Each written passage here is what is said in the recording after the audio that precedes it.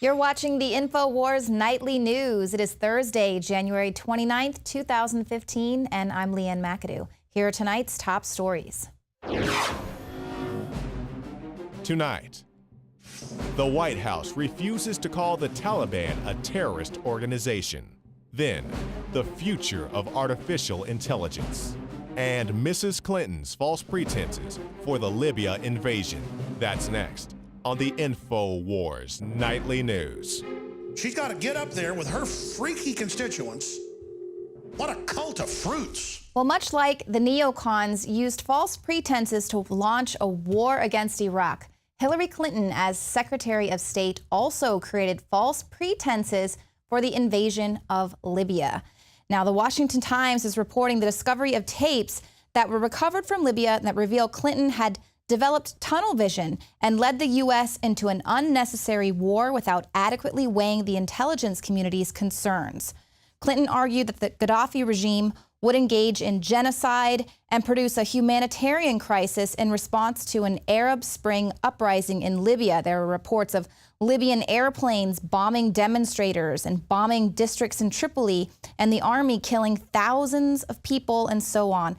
But in fact, the humanitarian crisis in Libya developed following the invasion, not before. And according to the United Nations, approximately 750,000 refugees were forced to leave the country after this instigated rebellion against Gaddafi, and at least 30,000 people were killed.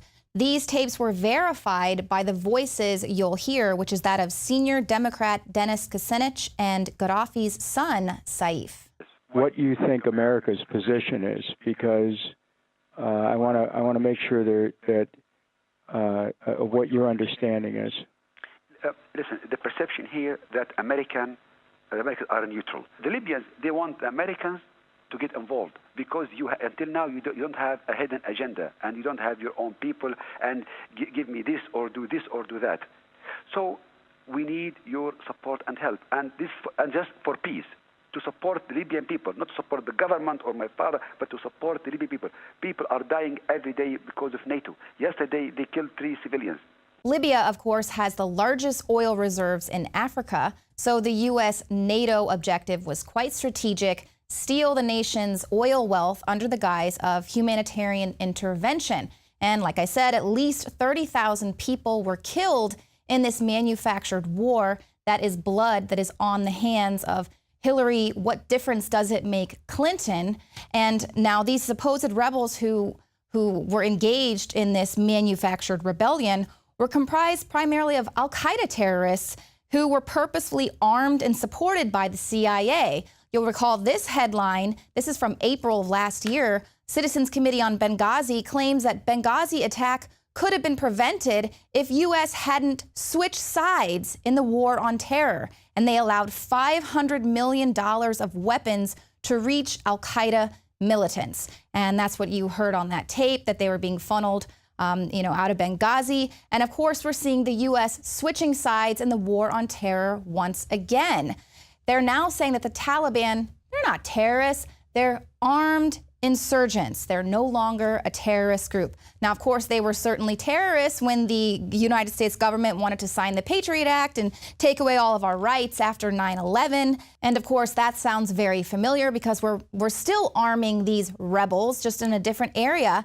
And now the U.S. is switching sides in the war on terror once again. Mr. Morell did not share with the White House the assessment by CIA agents on the ground inside Libya at the time of the attack that there had been no protest leading up to the attack. Why this is relevant is because the Obama administration, 5 days after the attack, pushed forward this narrative that, in fact, the attack had grown out of a spontaneous protest that was in response to an anti-Islam video. So the White House is saying that the Taliban is no longer a terrorist group. They're an armed insurgency. How convenient, the wording there. They were certainly terrorists when the United States government wanted to take away our rights after 9/11. And of course, the Taliban still engages in acts of terror.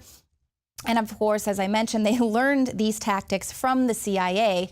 Now, INFOWARS' Kurt Nimmo writes, the Afghan Mujahideen and elements that would later become both the Taliban and al-Qaeda learned sabotage skills at Camp Perry, the CIA's spy training camp in Virginia.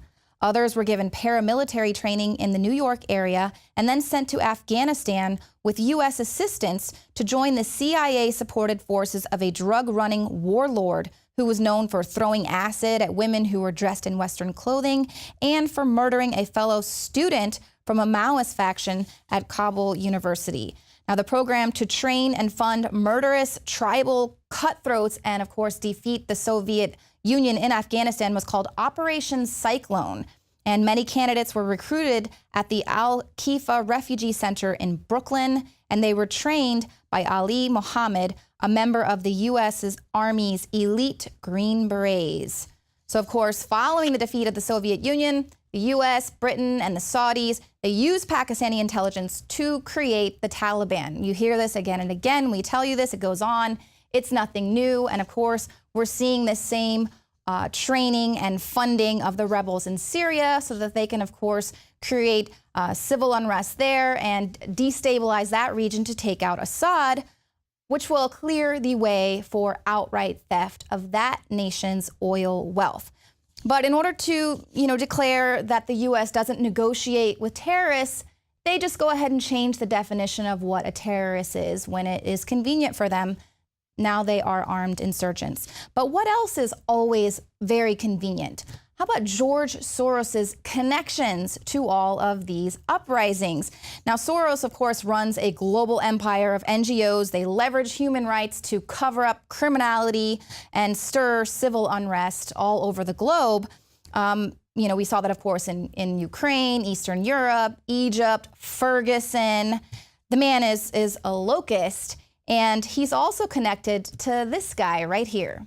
A lot of very wealthy and powerful people are quite afraid right now. They see us on an unstable trajectory. They don't see our political institutions being what you might call representative, responsive, and pulling things together. Powerful people can escape the clutches of the government, meaning their company or they themselves don't have to bear the burden. They don't have to pay more taxes or whatever. But as the system doesn't have proper resources, as it doesn't represent people, things are getting more and more dangerous. That was economist Robert Johnson. He was speaking at the Davos World Economic Forum, and he was basically saying that the mega rich are really scared, and so they're purchasing land and airstrips in remote locations in order to hunker down during these coming social uprisings that are going to result from income inequality. Now, his group, the Institute of New Economic Thinking, is an organization that is founded and bankrolled by none other than George Soros. The organization that's warning that the wealthy are buying secret hideaways in preparation for riots and civil unrest was founded by this billionaire elitist George Soros, who financially backs all of this civil unrest all around the globe. It's the problem, reaction, solution. Now, the issue, of course, is how soon is this going to be happening? Why are the elite buying these secret hideaways? And of course, this is nothing new. The super rich have been busy securing property in safe havens for at least the last 5 years in anticipation of the next financial collapse. We reported about Hollywood director James Cameron moving his entire family to New Zealand and leaving America. The Bush family also purchased about 100,000 acres in Paraguay back as far as 2006. And of course, there are several reasons why the rich are preparing to flee, but the main factor is the rise of income inequality, and that's what Robert Johnson was warning about. But this is a factor that Zbigniew Brzezinski blamed for the global political awakening. He says it poses a direct threat to the elite's bid to further centralize power. He said, for the first time in all of human history, mankind is politically awakened. And that's a total new reality. It has not been so for most of human history. And he admitted that a worldwide resistance movement that was in resistance to external control, driven by populist activism, is threatening to derail the move towards a new world order, and that this sort of persistent activism and uprising has proven increasingly difficult to suppress. So of course we're seeing this happening all over the world, and the rich, buying up all this land doesn't signal retreat, but it does signal that they are definitely prepared for something. They're basically giving themselves an insurance policy of these secret hideaways for when it hits the fan. And of course, all of this is by design. And that's why those in the know can prepare. Now, we've reported before on Operation Garden Plot and their main indicators for potential violence.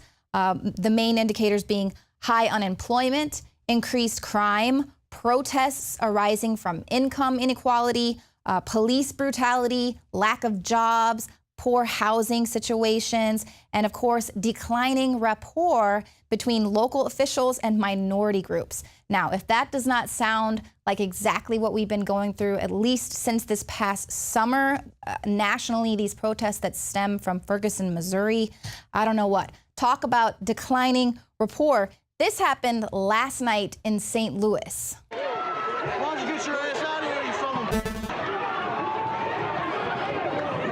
You white supremacist motherfucker. Get the fuck out of here, man. Get the fuck out of here with that bullshit. So as you can see, melee breaking out at a meeting that was there for the community to talk about forming a civilian-run police oversight board.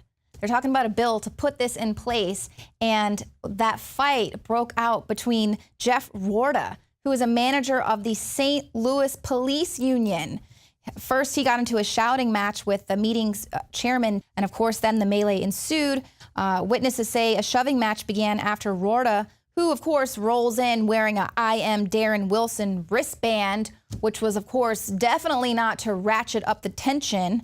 They say that he shoved a black woman in the aisle. She says that she was trying to leave at the exact same time as him. You can see on the video, and he shoves her out of the way. The lady ended up with a scratch on her forehead. So of course that constitutes as assault.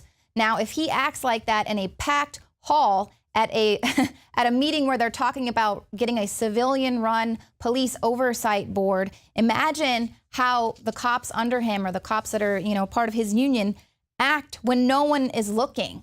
Now, even though all of that took place, even though that lady got a bloody scratch on her head, no arrests were made. Meanwhile, a San Francisco deputy public defender was handcuffed and arrested for doing her job. She was trying to protect her client from police questioning, and she was arrested at the Hall of Justice. She said, "I was arrested for what we do as public defenders every day. I ask questions, I talk to my client, and explain to him his rights. At that point, I was told that I was interfering and taken into custody." They said she was getting in the way of their investigation. Now, she was released about an hour later. She was handcuffed and taken to the cell and the whole shebang. But she was released about an hour later because the officer was called away and he had to go. He was subpoenaed to testify in court. So, they let her go. But here we're seeing that even these public defenders aren't above the law. I mean, I'm sure she could have gotten herself out of it eventually, but we're really seeing a collapse of rapport between local officials and the community that they are supposed to serve. People everywhere are becoming quite aware of the fact that absolute power is going to be abused, absolutely. Now, this is certainly not going to be building any rapport with local officials and the community in New York.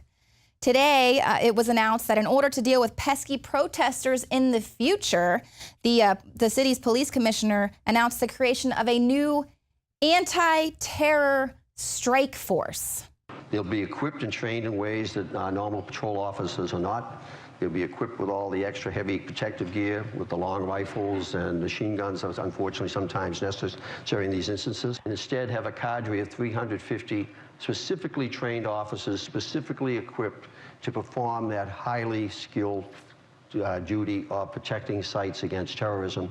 So terror attacks like in Mumbai and Paris, and protests too, like the ones they just had in New York, which were largely peaceful protests. So I guess all of you people wanting to interrupt brunch better look out for this